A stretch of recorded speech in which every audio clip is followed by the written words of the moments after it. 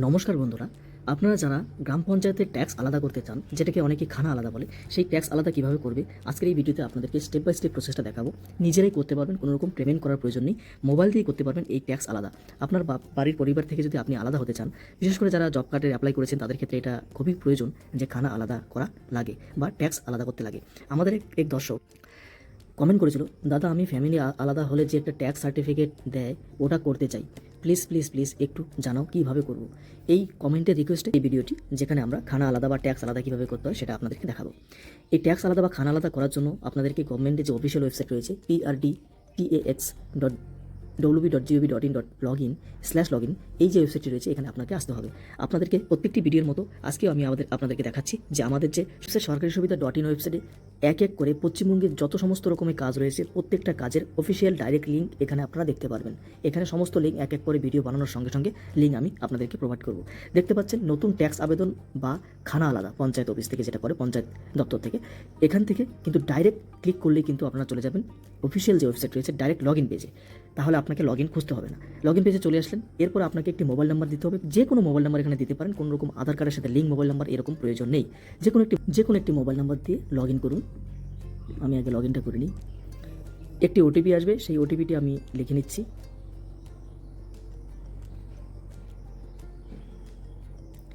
এরপর verify ওটিপিতে click করুন। এরপর লগইন হয়ে যাওয়ার পর আপনার কাছে এরকম একটি ইন্টারফেস চলে আসবে, যেখানে আপনি দেখতে পারবেন মাই অ্যাকাউন্ট, এবং এই সাইডের উপরে দেখতে পারবেন 3টি বার রয়েছে, দেখতে পাচ্ছেন এখান থেকে সাইডে ক্লিক করে এখান থেকে আপনি ড্যাশবোর্ডে চলে আসতে পারবেন।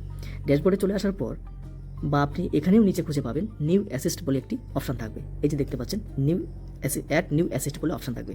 এই নিউ অ্যাসিস্ট অপশানে আপনাকে ক্লিক করতে হবে। পুরো প্রসেসটা আপনাকে দেখাচ্ছি। এভাবেই কিন্তু খানা আলাদা করতে হয় এবং একটি ট্যাক্স পঞ্চায়েত অফিসে গিয়ে আপনাকে জমা করতে হবে যখন অ্যাপ্রুভ হয়ে যাবে। তার জন্য আমি প্রসেসটি দেখাচ্ছি। এখানে নিউ অ্যাসিস্টে ক্লিক করবেন। ক্লিক করার পর আপনার কাছে একটি ফর্ম ওপেন হবে, সেই ফর্মটি ফিল আপ করতে হবে। দেখতে পাচ্ছেন ফর্ম 5।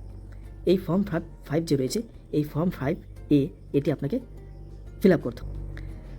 দেখতে পাচ্ছেন form 5 for self declaration for house property, অর্থাৎ আপনি যে ট্যাক্স দেবেন নিশ্চয়ই আপনার কোনো প্রপার্টি বা আপনার যদি জমি নিজের নামে নাও থাকে, সেক্ষেত্রেও আপনি কিন্তু আপনার খানা আলাদা ট্যাক্স আলাদা করে নিতে পারবেন। ট্যাক্স অ্যাসেস নেম, অর্থাৎ যিনি আবেদন করবেন তার এখানে নাম এখানে লিখবেন, তার ফাদার নেম বা হাজব্যান্ড নাম এখানে লিখবেন, এবং প্রপার্টি অ্যাড্রেস অর্থাৎ আপনার পুরো অ্যাড্রেসটা এখানে লিখবেন। তার সঙ্গে সংসদ নং, আপনার সংসদ নং কত সেটা খুঁজে বের করে, বা আপনি স্থানীয় পঞ্চায়েতও তিনি বলতে পারবেন, সেখান থেকে আপনি নিশ্চয়ই জানেন আপনি কোথায় ভোট দেন, সংসদ নং কত সেটা এখান থেকে সিলেক্ট করবেন। এখান থেকে যদি আপনি নাও জানেন, সিলেক্ট করার পর এখান থেকে খুঁজে বের করতে পারবেন। চলুন এক এক করে আমরা সেটা ফিল আপ করে দিই। আমি আপনাকে ডেমো করে দেখাচ্ছি, যেহেতু আমি একটি অ্যাপ্লাই করে রেখেছি অলরেডি। এরপর তার ফাদার নেম লিখতে হবে। এরপর আমরা প্রপার্টি ডিটেলস দিব, প্রপার্টি অ্যাড্রেস ডিটেলস দিব। সেই অ্যাড্রেস অর্থাৎ আপনি যেখানে থাকেন সেই অ্যাড্রেসটা হবে, ভিলেজ পোস্ট ইত্যাদি সমস্ত কিছু। এরপর আপনি যেখানে ভোট দেন তার সংসদ নাম্বার কত, সেখানে 1, 2, 3 রয়েছে, সেখান থেকে যে কোনো একটি আপনি সিলেক্ট করে নিন, আপনার যেটা হবে। এরপর চলে আসুন নিচে। এরপর দেখুন লেখা রয়েছে টাইপ অফ হাউস, আপনার কোন ধরনের বাড়ি রয়েছে।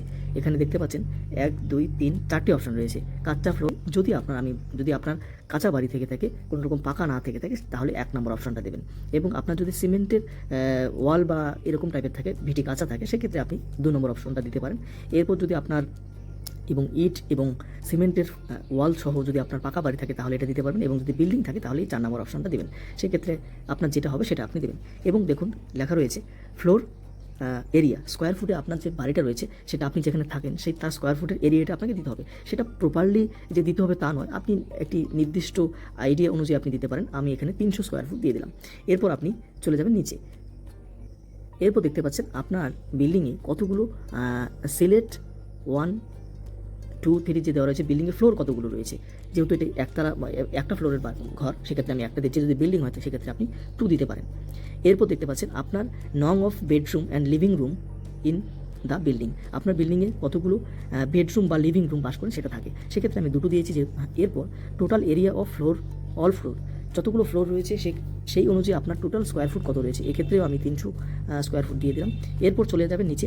দেখতে পাচ্ছেন যে অ্যাপ্রক্স মানে একটি তুলনামূলক idea current market value of the building, আপনার যেখানে আপনি বাস করেন, যেখানে আপনার বাড়ি, সেই বিল্ডিংটার সেই বাড়িটার অ্যাপ্রক্স কারেন্ট মার্কেট ভ্যালু কত আছে, সেই মার্কেট ভ্যালু আপনি সরকারি মার্কেট ভ্যালু অনুযায়ী একটি অ্যামাউন্ট আপনি দিয়ে দেবেন যে আপনার জমি যেখানে বাড়ি করে আছেন সেটার দাম আনুমানিক সরকারি কত টাকা হতে পারে। সেক্ষেত্রে আমি যেহেতু 300 স্কোয়ার ফুটে দিয়েছি, আমি অ্যাপ্রক্স 60,000 টাকা এখানে আমি দিয়ে দিলাম। এরপর দেখতে পাচ্ছেন, এরপর যে 6 নম্বর অপশানটা রয়েছে, where there is any shop or, কোনো রকম শপ বা কোনো রকম বিল্ডিং আপনার আশেপাশে আছে কি, থাকলে এখান থেকে সিলেক্ট করে নিতে হবে ইয়েস অর নো। এক্ষেত্রে আমি নো করে দিলাম। এবং যে 7 নম্বর অপশানটা রয়েছে, আপনার কি নিজের এই একই গ্রাম পঞ্চায়েতে আপনি যে বাড়িটির কথা উল্লেখ করেছেন এর বাইরেও কোনো দিন কোনো প্রপার্টি কি আপনার আছে, ইয়েস অর নো। যদি আপনার একই গ্রামে এবং দুটো বাড়ি বা দুটো জায়গা থেকে থাকে তাহলে ইয়েস করবেন, যদি না থাকে তাহলে নো করে দেবেন। এরপর যদি থাকে, যদি এখানে ইয়েস করেন তাহলে এখানে আপনার ওই যে আপনার এক্সট্রা যেটা বিল্ডিং রয়েছে বা প্রপার্টি রয়েছে তার মার্কেট ভ্যালু এখানে আপনাকে দিতে হবে। যদি না থাকে এখানে দেওয়ার কোনো প্রয়োজন নেই, আপনি নো করে দিতে পারেন। এরপর আপনার কত একর জমি থাকতে পারে সেটা আপনি এখানে উল্লেখ করতে পারেন, না করলেও কোনো সমস্যা নেই, আপনার ট্যাক্স বা খানা কিন্তু আলাদা হয়ে যাবে। এবং যদি ইয়েস করেন সেক্ষেত্রে এখানে আপনার মার্কেট ভ্যালু এখানে দিতে হবে। আপনি চাইলে সবগুলো এখানে নো করতে পারেন, কোনো রকম সমস্যা হবে না। এরপর যদি আপনার কোনো প্রপার্টি থাকে নিজের নামে, সেক্ষেত্রে এখান থেকে এটা তার আগে এটা দেখে নিন যে আপনি যে ট্যাক্সটা করবেন সেটা আপনি অ্যানুয়ালি দেবেন নাকি কোয়ার্টারলি দেবেন। 6 মাস অন্তর অন্তর আপনি ট্যাক্স পেমেন্ট করবেন নাকি 1 বছর করবেন। 1 বছর করাটাই সবথেকে বেশি ভালো। এখান থেকে 1 ইয়ার করে দেওয়া হলো, প্রত্যেক বছর সে 1 বছর পরে দিলেও কোনো সমস্যা নেই। এরপর আপনার যদি কোনো রকম প্লট থাকে বা প্রপার্টি থাকে বা জমির কাগজ থাকে, সেক্ষেত্রে আপনার প্লট নাম্বার এখানে আপনি লিখবেন এবং খতিয়ান নাম্বার এখানে আপনি লিখবেন এবং মোজা নাম্বার এখানে আপনি লিখবেন। না লিখলেও কোনো সমস্যা হয়নি। এবং যদি আপনার ইলেকট্রিসিটি থাকে অর্থাৎ ইলেকট্রিক বিল পেপার থাকে, সেই নাম্বারটা এখানে কিন্তু কনজিউমার নম্বরটা এখানে দিতে পারেন। এরপর দেখতে পাচ্ছেন এখানে আপলোড ডকুমেন্টের কথা বলা হচ্ছে। এক্ষেত্রে আপনি কোন ডকুমেন্ট আপলোড করবেন। এখানে আপনার যদি আপনার জমি থাকে সেক্ষেত্রে আপনি আপনার খতিয়ানটি অবশ্যই আপলোড করবেন এবং তার সঙ্গে আপনি চাইলে একটি ভোটার কার্ড বা আধার কার্ড একটি একসঙ্গে জুড়ে দিয়ে আপলোড করতে পারেন। এছাড়া যদি আপনার নামে জমি না থেকে থাকে তাকে সেক্ষেত্রেও আপনার ট্যাক্স আলাদা করা সম্ভব। তার জন্য আপনি অবশ্যই আধার কার্ড এবং ভোটার কার্ড আপলোড করবেন, অথবা শুধু আধার কার্ড অথবা শুধু ভোটার কার্ড এখান থেকে আপলোড করে দেবেন। দেওয়ার পর এখানে সাবমিট করে দেবেন। সাবমিট করে দিলেই কিন্তু আপনার কাজটা সম্পূর্ণ হয়ে যাবে এবং আপনার নতুন যে ট্যাক্স পঞ্চায়েত অফিসে তার জন্য আবেদন সম্পূর্ণ হয়ে যাবে। এবং আবেদন সম্পূর্ণ হয়ে যাওয়ার পর আপনার কাছে এরকম নিচে চলে যাবেন, এখানে দেখতে পাচ্ছেন এখানে আপনার যে নতুন আবেদনটা করেছেন নিউ সেলফ অ্যাসিস্টেন্সের ফর্মে এখানে কিন্তু চলে আসবে। এবং এই জায়গায় যেহেতু অ্যাক্টিভ লেখা রয়েছে, এখানে কিন্তু অ্যাক্টিভ থাকবে না, আপনার ক্ষেত্রে পেন্ডিং বা আন্ডার রিভিউ থাকতে পারে। এক্ষেত্রে 1 দিন বা 2 দিনের মধ্যে কিন্তু অ্যাক্টিভ হয়ে যাবে। অ্যাক্টিভ হয়ে যাওয়ার পর এখানে দেখতে পাচ্ছেন অ্যামাউন্ট দেওয়া রয়েছে। এই অ্যামাউন্টটা নতুন ট্যাক্স হয়েছে, এই ট্যাক্সটা আপনাকে কিন্তু পঞ্চায়েত অফিসে গিয়েই প্রথমবার জমা করতে হবে। এটা অনলাইনে করা যাবে না। এর পরবর্তীতে আপনি অনলাইনে করতে পারবেন। যদি আপনার কাছে এরকম এই ফরম্যাটটা না এসে থাকে তাহলে এখানে রিফ্রেশ বলে অপশান থাকবে, সেই রিফ্রেশে ক্লিক করলেই কিন্তু আপনার কাছে পেন্ডিং অপশানটা চলে আসবে এবং সেখান থেকে আপনি দেখতে পারবেন আপনারটা অ্যাক্টিভ হয়েছে কিনা। 1 থেকে 2 দিনের মধ্যে কিন্তু অ্যাক্টিভ হয়ে যাবে এবং অ্যাক্টিভ হয়ে যাওয়ার পর আপনি পঞ্চায়েত অফিসে চলে যাবেন এবং আপনার নাম অনুযায়ী এখানে যে ট্যাক্সটা আপনাকে শো করবে সেই ট্যাক্সটা ক্যাশে আপনি পঞ্চায়েত অফিসে পেমেন্ট করে আসবেন। পেমেন্ট করে আসার পর কিন্তু আপনার অ্যাসেস নাম্বার হয়ে যাবে এবং আপনার খানা আলাদা হয়ে যাবে। শুধুমাত্র এটাই যে খানা আলাদার একমাত্র নয়, তার সঙ্গে কিন্তু রেশন কার্ডের খানা আলাদা করতে হয়, অর্থাৎ রেশন কার্ডটা আলাদা করতে হয় পরিবার থেকে। এই নিয়ে যদি আপনারা ভিডিও দেখতে চান অবশ্যই আমাদের কমেন্ট করে জানান। এবং এছাড়াও যদি অন্য যে কোনো ভিডিও আপনি দেখতে চান বা জানতে চান আমাদের কমেন্ট করে জানান। যারা নতুন আমাদের এই চ্যানেলকে প্লিজ সাবস্ক্রাইব করবেন এবং আমরা নতুন ভিডিও, গুরুত্বপূর্ণ ভিডিও আপনাদের জন্য আমরা তুলে ধরব।